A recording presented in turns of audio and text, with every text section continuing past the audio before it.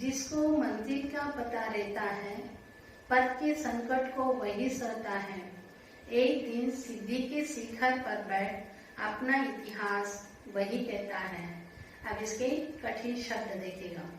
मंजिल, लक्ष्य, मुकाम, पथ, रास्ता या राह, सिद्धि, सफलता का प्राप्त करना, शिखर, कलश। अब यहाँ कवि ने मंजिल को प्राप्त करने के प्रति की प्रेरणा दी है। जिस व्यक्ति को पता होता है कि उसकी मंजिल क्या है, कहाँ है, वह सारी कठिनाइयों का सामना करता है और वह शिखरता के सफलता पर पहुंच जाता है। और संसार में इसी को ही इतिहास कहा जाता है, क्योंकि संसार में हमारे कुछ समाज सुधारक, देशभक्त इसी तरह कठिनाइयाँ, परेशानियाँ या मुसीबतों को झेलकर ही आगे बढ़े हैं और जिन्हें सफलता का प्राप्त मार्ग भी मिला हुआ है। अब हम छठवीं पंक्तियां देखते हैं। प्रीति की राह पर चले आओ, नीति की राह पर चले आओ, वह तुम्हारी ही नहीं सबकी है। गीति की राह पर चले आओ। यहाँ कठिन शब्दों के अर्थ लिखिए।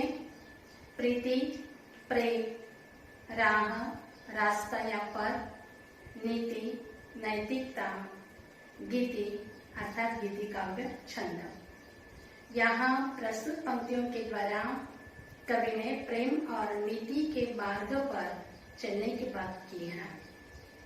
यहाँ कवि कहते हैं कि मनुष्य के मन में आपसी मनभाव, वैमनस्य के मार्ग को दूर कर प्रेम और नेकी के मार्ग को अपना कर चले। सभी को अधिकार है कि सभी प्रेम के मार्ग पर चले। आपस में मिलजुल कर रहने से ही जीवन में जीने का आनंद प्राप्त होता है। अब हम आगे की पंक्तियां देखते हैं।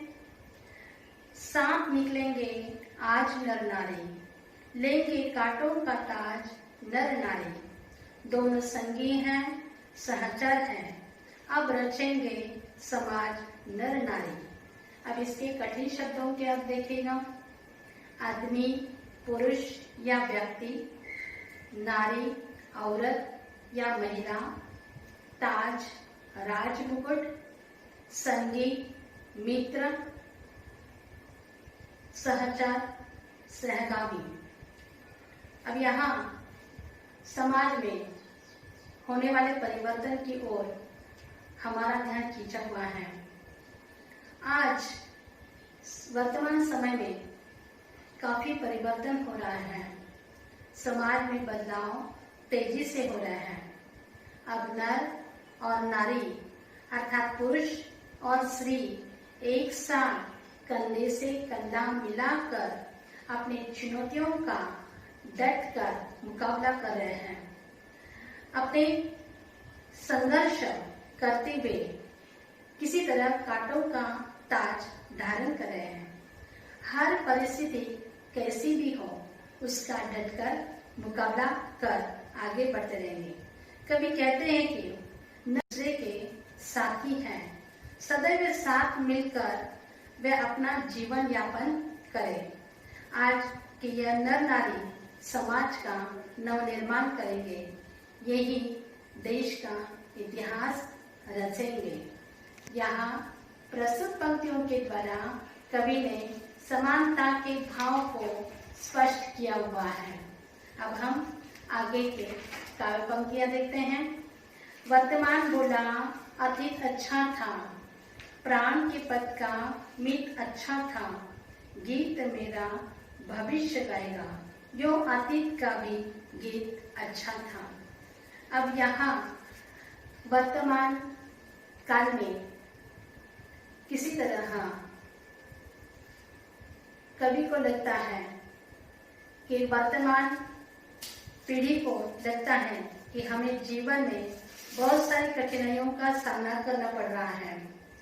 अतीत के पूर्वजों का इतना कठिन सामना नहीं करना पड़ा। आपको लगता है कि वर्तमान में कठिन समस्या है, अतीत में ऐसी समस्या नहीं है, लेकिन ऐसा नहीं है।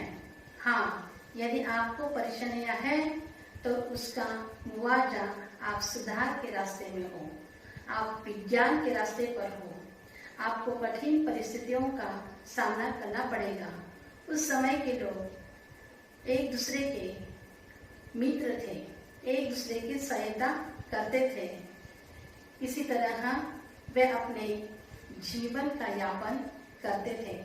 तो यहाँ प्रस्तुत पंक्तियों के द्वारा कवि ने वर्तमान पीढ़ी के काम को व्यक्त किया है। इस कविता के अंत में आपको स्वाध्याय दिया गया है। उचित विकल्पों से चुनकर वाक्य लिखिए।